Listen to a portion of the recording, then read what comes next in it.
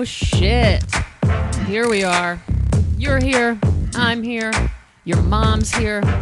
I'm breaking in my new studio with you fools. It looks pretty terrible in here. Not working out just yet, but it will. It will very soon be the best studio I've ever had. If you guys know that I make large-scale drawings, sometimes so large that they don't even fit in my house. Yeah, I've always made these in second bedrooms, these large things that take years to make sometimes. And always made them in the second bedroom of my houses or wherever I lived. And, you know, this week marks the first time I've ever had a professional studio. This is an actual room that could be considered an actual studio. So I am pretty excited about that. I was pushing my limits and it wasn't working out. I didn't have the room anymore to do what I need to do. And I suddenly do. And I'm really excited about that. But forget about me. Who gives a shit about me? Let's get started on today's stuff. I am beyond delighted. And I don't use that word because I'm not a delighted person. Let's be real. I'm pumped to introduce you guys to this book that's about to be released in October. The book is called Erratic Fire, Erratic Passion, The Poetry of Sportstalk. The book's by Jeff Parker and Pasha Malla.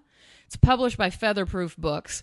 My friend, Irish friend, Fergal Rock, pointed me to it, and I can never thank him enough because this book feels like it was made for me. So these two writers compiled the words of professional athletes and structured those words into poetry. To quote them, they say this book is a compendium of found poems pieced together from the post-game interviews of professional athletes.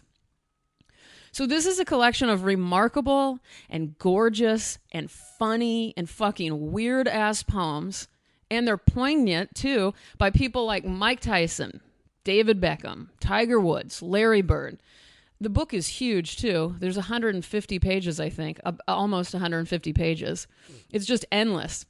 Chuck Klosterman already said of the book, quote, "The result is actual perfection." And I could not agree more. I'm completely blown away by this book, and some of you may know that I kind of hate sports, all except golf. I grew up in a house where there's always sports on the TV. The only one I gravitated towards was golf, merely because I could take a nap during it. I liked football because I liked the snacks involved in football. Well, the only reason I'm clarifying this is because you don't have to like sports to be in love with this book, because that's certainly what's going on with me. I'm going to talk more about that in a minute, but I just want to start reading you a short selection of these. Not short. I wish I could read you the whole goddamn book right now, because I know I'm excited a lot, but this is different. I'm really also very envious of what these guys did. Maybe just straight up jealous, because it's just brilliant. And I was really touched by this book many, many times. And I'm laughing at times. All right, you get the picture. I love the book. Here we go. This is the title poem. It's Erratic Fire, Erratic Passion. A poem assembled from Meta World Peace, a.k.a. Ron Artest. I don't shake substitution's hands. I lose my feet. I'd like to thank my psychiatrist. I felt something, but I didn't know it was an actual head. I knew somebody suffered something at that point. There were a lot of emotions in that game. I can't worry about that. I have to try to get the ball. Kobe passed me the ball. Kobe never passed me the ball. And I could hear Phil Jackson. He's the Zen master.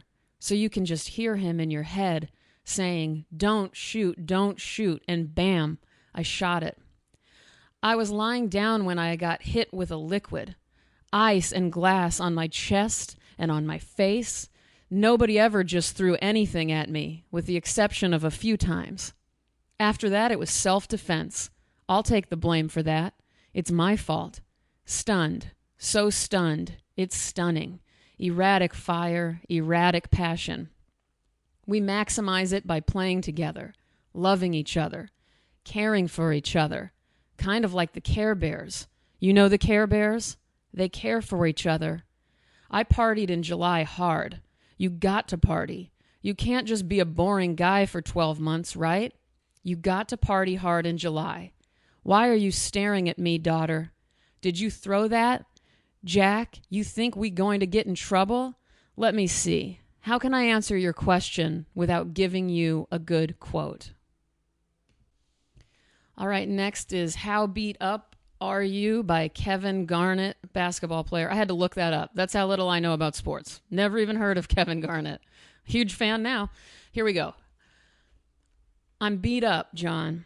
I'm beat up. I'm beat up. I'm beat up. I'm out there. I suit up every night. I suit up every night. Banged up, hurt, whatever. 100%, 30%. Ain't no numbers. It's in my heart, and you can't measure that. I'm losing. I'm losing. I'm losing. I'm losing. Okay, next. I Best by George Best. I guess he's a footballer, as they say. Had to look that up too. Here we go. I've been kicking since I was 1 year old. I have lovely memories of home. I was the same as all the other kids. I was the only kid who kept his vest on. I was just another player. I was only learning. I had a dream that came true. I just looked forward to going out to play so much. I always felt like an entertainer out there. I think I can remember almost every goal I scored. I scored from a corner. I knew I'd scored a great goal. I used to do things like that for fun. I was only starting.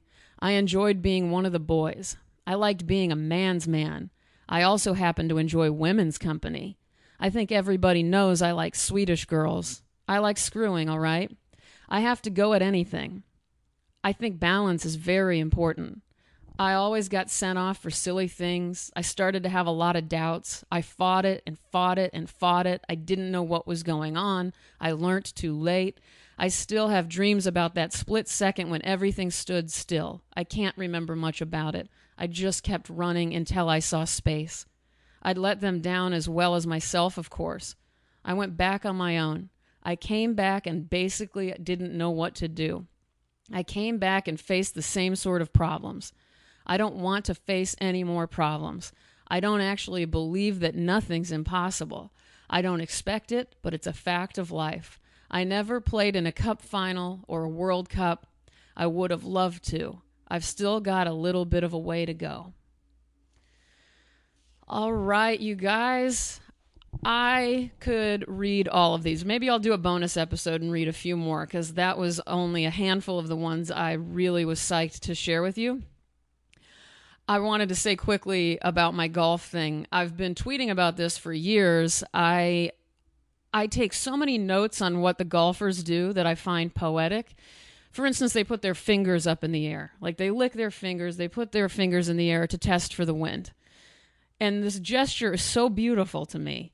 And golfers' relationship to landscape and hills and trees and wind and weather and clouds and daylight, that all excites me as someone who makes landscapes, day in, day out. And I've been telling the PGA Tour and Golf Channel, I try so hard to get them to notice me because I want them to hire me as what I'm going to call poetic golf commentator. So Robin O'Neill for Golf Channel's poetic golf commentator. I'm pushing for that. I need your help. I need your love. I need your smiley faces.